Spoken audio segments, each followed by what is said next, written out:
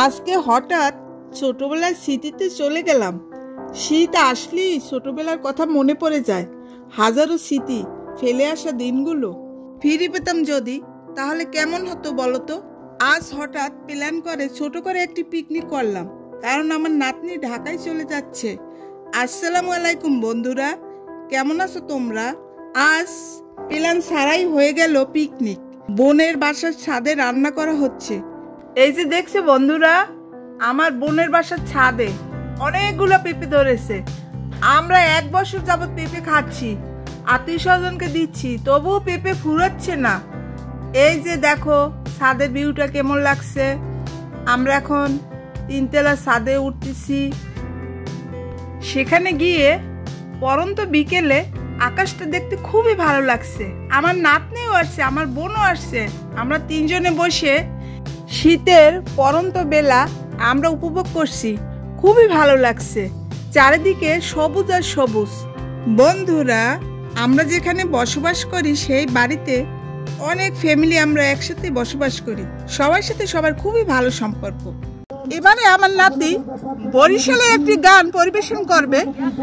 আইতে নদী যাইতে খাও বাড়ি বরিশাল, সুন্দর করে গাও। নদী যাইতে খাও বাড়ি বরিশাল, মোর বাপে শরীদা হের বাপে দফাদার পড়ে ফেরা মুই গিরা বরিশালা মেয়া এরিরা ধইরা মাথা কানুয়া মার মুয়ে খান কেনু বুলাইয়া বাড়িতে বইয়া কান বাহানে মনু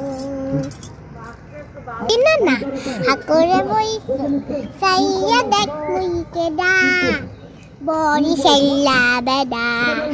ছাদ থেকে নেমে রান্নার কাজে কিছু সাহায্য করলাম।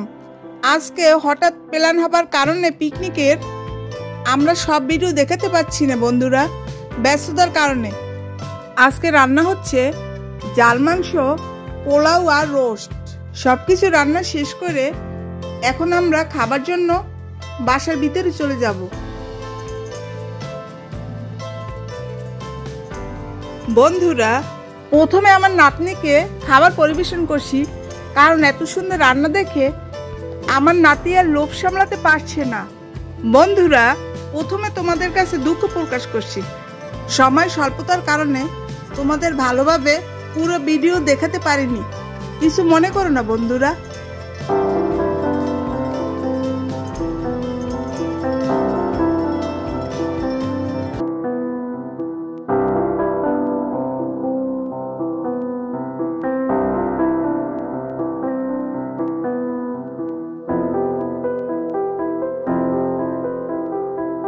বন্ধুরা, এখন আমি সবাইকে খাবার দিচ্ছি।